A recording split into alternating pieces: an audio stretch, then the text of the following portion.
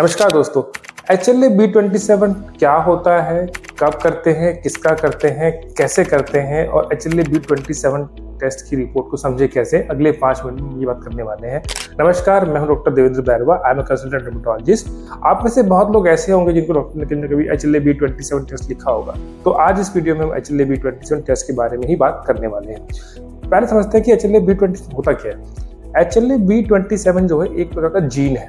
Gene मतलब जो आपके डीएनए में होता है और इस जीन से प्रोटीन बनता है जिसको हम कहते हैं MHC1 प्रोटीन, HLA-B27 प्रोटीन। ये प्रोटीन जो है सेल्स पे होता है। अगर किसी बंदे के अंदर ये जीन होगा, HLA-B27 जीन होगा, तो उसकी बॉडी की सेल्स के ऊपर जो है वो HLA-B27 मॉलिक्यूल जो एक्सप्रेस होता है। अब ये HLA-B27 टेस्ट करते कब है? एक खास तरह का अर्थराइटिस है जिसको हम कहते हैं स्पॉन्डाइलोआर्थराइटिस या फिर कॉमनली कहते हैं इसको हम AS, एंकाइलोजिंग स्पॉन्डिलाइटिस। तो ये एक बीमारी ऐसी है जो कि HLA-B27 जीन जिनका पॉजिटिव होता है, जिनके अंदर HLA-B27 जीन पॉजिटिव होता है, उनको ज़्यादातर ये बीमारी देखने को मिलती है। इसलिए डॉक्टर जो है अगर किसी पेशेंट के अंदर ये एंकाइलोजिंग स्पॉन्डिलाइटिस बीमारी को सस्पेक्ट कर रहे होते हैं तो वो HLA-B27 टेस्ट करने के लिए बोल देते हैं। अब आते हैं कि HLA-B27 टेस्ट करते कैसे।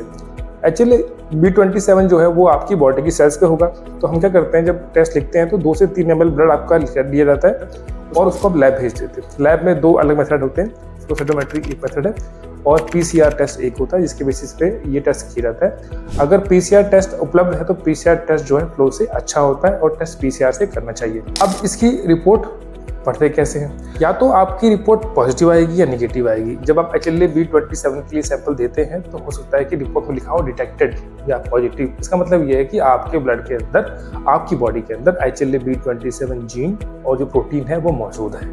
अगर आता है लिखा हुआ नॉट डिटेक्टेड या नेगेटिव, इसका मतलब ये है कि आपके ब्लड के अंदर HLA-B27 जो जीन है वो है नहीं। अब काफ़ी लोग ऐसे होते हैं जो कि HLA-B27 टेस्ट करवा लेते हैं या किसी वजह से हो जाता है या घर में किसी का था पॉजिटिव कर लेते हैं और उनको गठिया अर्थराइटिस का सिम्टम है नहीं, फिर उनको चिंता आती है कि क्या करना चाहिए। इस बात को समझें कि HLA-B27 एक नॉर्मल जीन है। नॉर्मल जीन है इसका मतलब ये कि नॉर्मल लोगों में मिलता है। पूरी दुनिया में जितने लोग हैं उनमें से 6% लोगों को HLA-B27 जीन जो है पॉजिटिव होता है। लेकिन जितने लोगों को HLA-B27 जीन पॉजिटिव आता है उसमें से सिर्फ 6% लोगों को बीमारी होती है। इसका मतलब ये है कि अगर किसी का HLA-B27 जीन पॉजिटिव है तो उसको बीमारी होगी ही होगी, ऐसा नहीं होता। कुछ लोग ऐसे होते हैं, कुछ पेशेंट्स ऐसे होते हैं जिनको कि HLA-B27 जीन पॉजिटिव होता है, फिर वो बार बार टेस्ट करते रहते हैं कि मैं देखूं कि ये पॉजिटिव से नेगेटिव कब होगा। HLA-B27 एक जीन है, आपके ब्लड में है, आपके डीएनए में है। अगर ये पॉजिटिव आ गया है एक बार तो मोस्टली पॉजिटिव ही रहने वाला है। ऐसा पॉसिबल नहीं है कि आप ट्रीटमेंट करो उसको फिर देखो कि ये पॉजिटिव से नेगेटिव हुआ कि नहीं हुआ, क्योंकि वो पॉजिटिव रहने वाला है। या फिर अगर आपका नेगेटिव टेस्ट है वो नेगेटिव रहने वाला है, बशर्ते टेस्ट अच्छे से किया गया हो। अगर कोई ऐसा इंसान है जिसका कि HLA-B27 नेगेटिव है पर उसको भी एंकाइलोजिंग स्पॉन्डिलाइटिस बीमारी है तो वो कैसे? जिन पेशेंट्स को एंकाइलोजिंग स्पॉन्डिलाइटिस होता है उनमें से 90% लोगों को HLA-B27 पॉजिटिव आता है। इसका मतलब ये 10% पेशेंट ऐसे भी हो सकते हैं जिनको कि HLA-B27 जीन नेगेटिव हो पर डिजीज फिर भी हो।